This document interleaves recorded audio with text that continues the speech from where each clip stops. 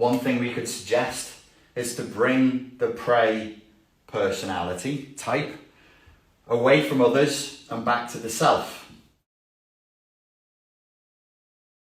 So we're talking codependent as in being prey. Narcissistic personality disorder is, of course, codependency, but they're showing up as predator. It's very, very much others focused. So both of these are completely obsessed with others. To a degree, you could say the NPD predator is obsessed with others' perceptions and controlling those perceptions. And the codependent prey narrative becomes more obsessed with other people's needs and satiating those needs. So we're very, very similar. Where this person is delivering abuse, the prey actually makes it worse by going into a neurotic unwillingness to defend. I'm saying neurotic as in it's born of neurosis, it's not conscious. But this person is refusing to stop the abuse. They don't say no. They don't hand it back. They don't say, that's not mine. Don't send me that fucking thing again. They accept it. So in terms of culpability and abuse, I'm not saying it's equal. I'm not saying the codependent prey is abusing the codependent predator just as much, because that's not true. In fact, there's double culpability. There's two people in the dyad who are abusing the codependent prey. The predator is doing it, and then the other person who's effectively guilty of abusing the codependent is the codependent themselves. They refuse to say no. They refuse to set boundaries. This is neurotic. They're not refusing consciously. How do we break out of this modality of being? Both the codependent and the NPD are focused on others. The NPD is focused on controlling the perceptions of others to either inspire fear or adoration to harvest as much narcissistic supply as possible. The codependent prey is focused on others, but they're focused on others' needs. The perpetual scapegoat is completely obsessed with detecting the needs of others and satiating those needs before they even know they have a need themselves. The NPD neurotically believes this is their only hope for survival. Total dominance, total predation, total abuse.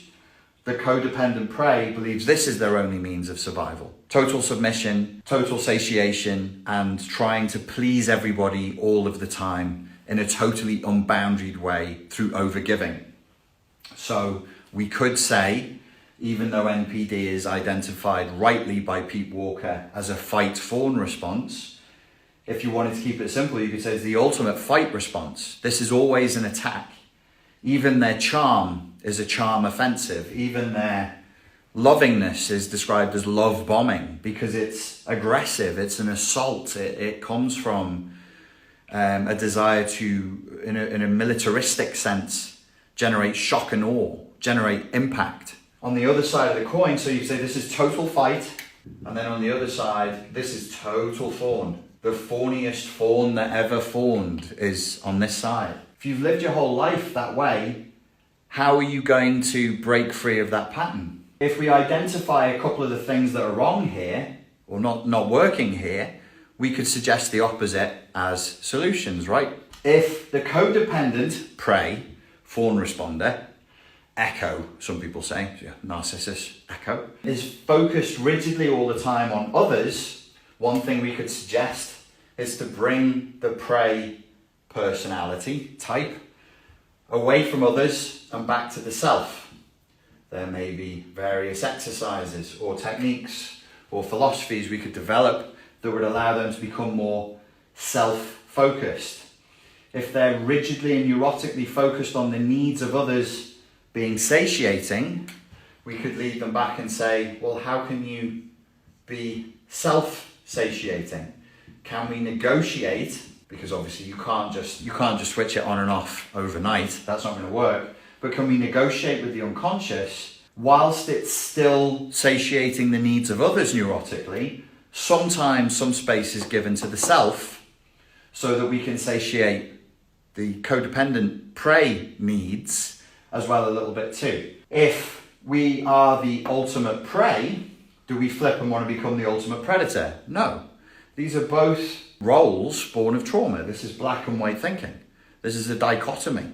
And nothing in the real world is a dichotomy. Only a child reduces the world to these simple dichotomous models. It's called splitting. It's called catastrophic thinking. It's called black and white thinking. And it's all born of trauma. What is this saying? It's saying, I am so good. I'm the goodest. And what's this one saying over here? I am so evil. I'm the baddest. Both is shit. It's garbage. Like, you're not that good. Maybe one of the things that we could say to a codependent is to look and say, hey, you know this victimhood narrative you've got going that makes you so good? Why don't we talk about the ways in actually you are not good? Can we explore the ways in which this mode of being hurts you and hurts the people around you? And if we can we start to wean you off this way of getting things done? You don't want to be an ultimate prey. You don't want to be an ultimate predator. You've got to break out of this towards a new model, which is one of being a balanced adult who is showing up for themselves. I hope that made sense. If you have any questions about anything I just said, please write them in the comment section.